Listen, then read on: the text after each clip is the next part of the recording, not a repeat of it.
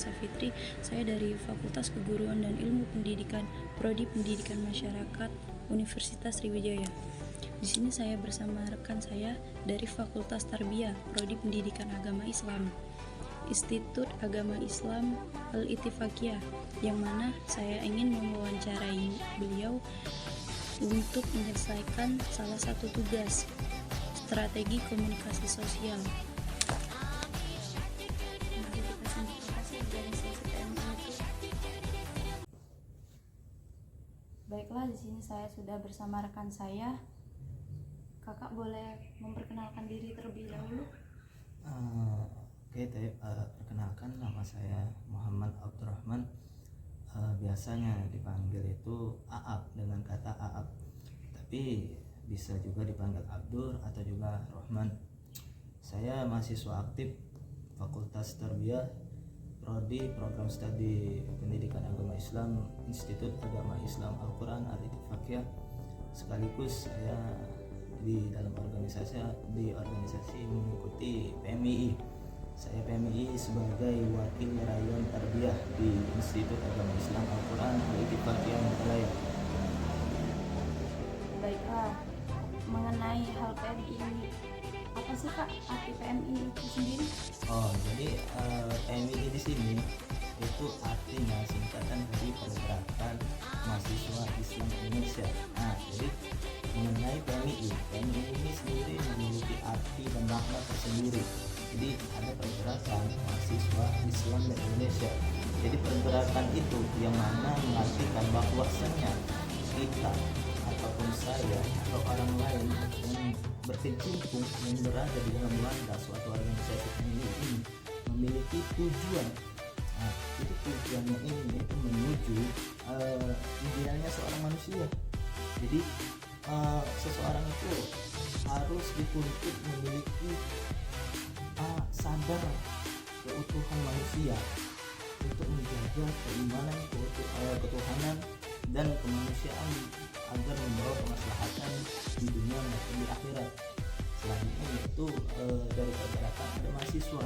Maka PMII mengambil kata-kata mahasiswa karena di dalam wadah, di dalam organisasi PMII ini itu yang menjadi ikut andil di dalam PMII itu seorang mahasiswa. Jadi mahasiswa itu memiliki andil, memiliki sebagai tombak perjuangan pergerakan di PMII ini. Jadi setelah pergerakan mahasiswa ada Islam. Berarti kenapa harus Islam? Iya, sesuai dengan namanya, pergerakan mahasiswa Islam Indonesia. Jadi pergerakan mahasiswa Islam Indonesia ini menganut idealisme, menganut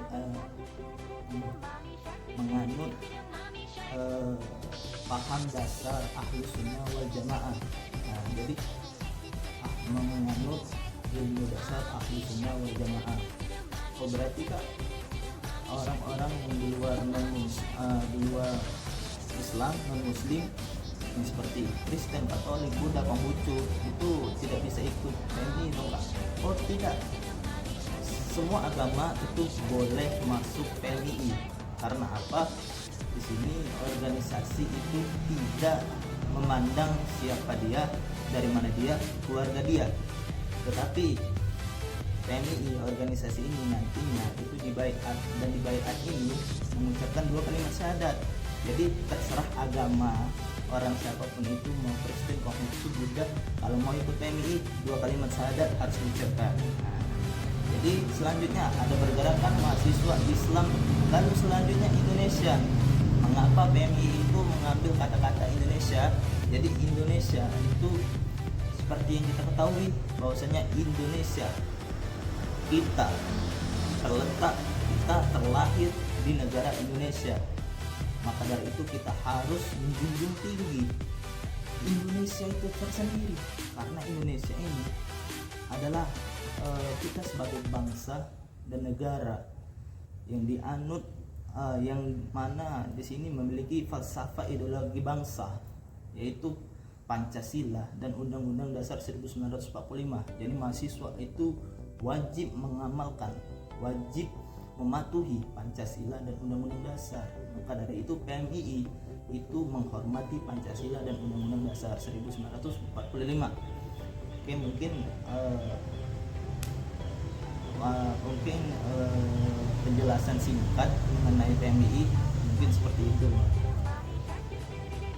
Mengenai apa yang telah kakak jabarkan tadi, apa sih kak pengaruh PMI ini terhadap anak bangsa Indonesia di era zaman sekarang ini?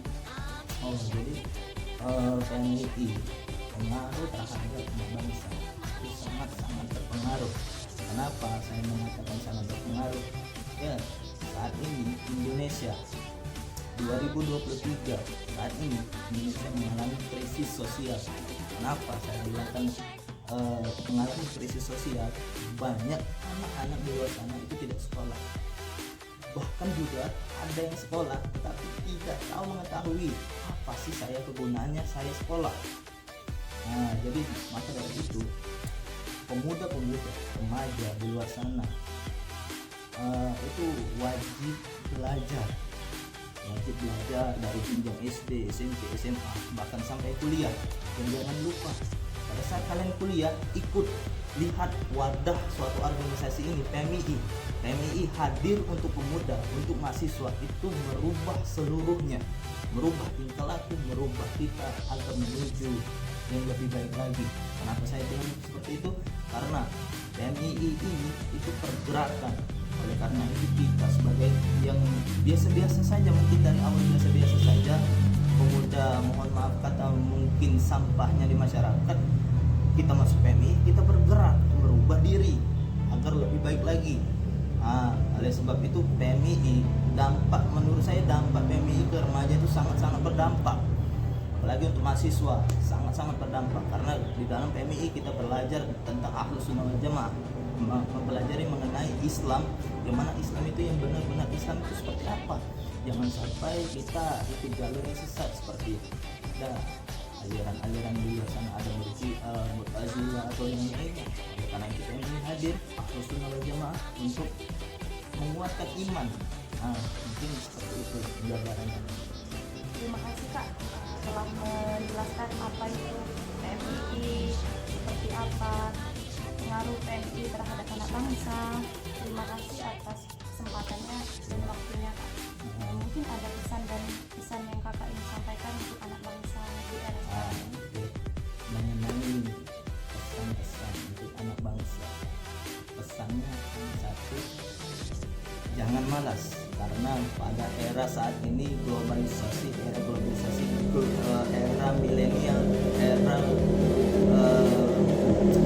Z. Jadi kita ini mengalami era Z. Kenapa era Z? Kita ini mengalami kemunduran sosial, mengalami kebodohan, apalagi baru-baru COVID ini.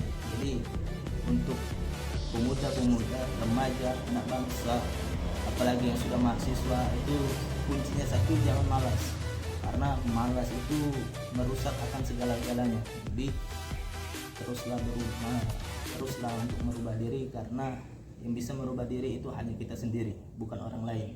Orang lain tidak peduli dengan kita, karena yang peduli dengan kita hanya kita sendiri. Mungkin hanya itu. Ada ini kak, kami ada slogan nih, boleh sambil tutup nih? Boleh kak. Oke, jadi slogan PMI itu kurang lebih seperti ini: tangan terkepal, maju ke muka, mundur adalah bentuk suatu pengkhianatan. Wallahu muwaffiq ila aqwamit thoriq. Wassalamualaikum warahmatullahi wabarakatuh.